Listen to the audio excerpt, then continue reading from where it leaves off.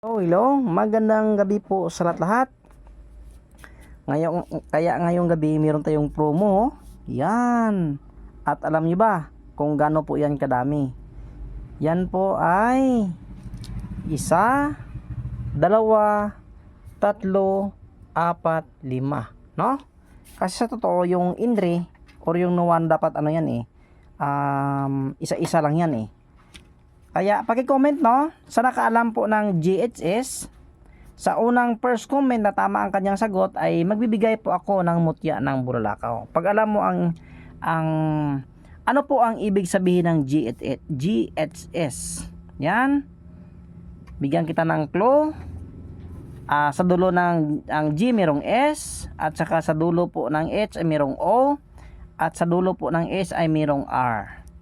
Kaya paunahan paki-comment, magbibigay po ako ng mutya ng Bulalakaw. Kaya ngayon, ano ba ang kombinasyon niya? Yan, isang nuwano. At ang maganda pa dito, baliktaran. Yan, nuwana, no? Kahit ganyan po yung ukit, yan, importante, meron po siyang pangalan, no? Yan po ang importante. Kasi pag inukit mo yan at wala yung pangalan, ibig sabihin hindi yan ang kanyang pangalan. At syempre, yan, GHS. At alam nyo ba, ang pakintab dito ay nanggaling pa ito sa labas ng bansa, no? Kaya hindi ito masisira. Noon kasi ay medyo humina yung ating pong pangpakintab, nangingitim, pero ngayon ay hindi na. Yan. At ito po ay nakapattern po ito sa rosary. Yan. Kita nyo mga beads na yan sa rosary. At yan, meron yan sa mga gitna. Kaya yan po ang kanyang kombinasyon, no? Meron po siyang pendant na maliit, pero liglig at siksik po talaga sa laman at karga at saka sa lakas, no? Siyempre merong mutya ng Bulalakaw, isang wishing stone and healing stone, no?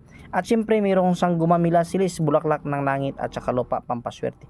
Bakit nga ba gumagawa si Kabiboy nito? Kasi sabi ng iba, ang gamit ni Kabiboy para lang yan sa mayaman, no? Ito po ipa-explain po natin, no? Pag hindi mo yan kaya, itong pinagsama malaki, siyempre meron ka pa rin maliit, hindi ka pa rin tabla ng kulam o mga aswang dyan, at meron kang bracelet po, meron yung bagakay na walang butas, yan din po ay pangkalahatan. Bakit nga ba isinit ko ngayon ito? For example, nakatulog ka, siyempre malaki yan, yan malaki, hubarin mo yan, isuot mo itong pendant na maliit, yan, kasi pag nakahiga ka ay malaki nga talaga. Pag pumasok sa iyo ang masamang espiritu o multo dyan, pag suot mo ito, automatic siyang sasabog sa katawan mo. Hindi pa siya nakalanding o nakapunta sa katawan mo, nakapasok, automatic na sasabog kasi siya po ang nagbabantay. Yan, against evil spirits and all manners of witchcraft. At saka ito din ang bracelet, wag sumulin. Malakas din ito. Yan. Sa atak sa negosyo, sa kulam, sa mga engkanto na yan, yan po talaga ay testamento na yan.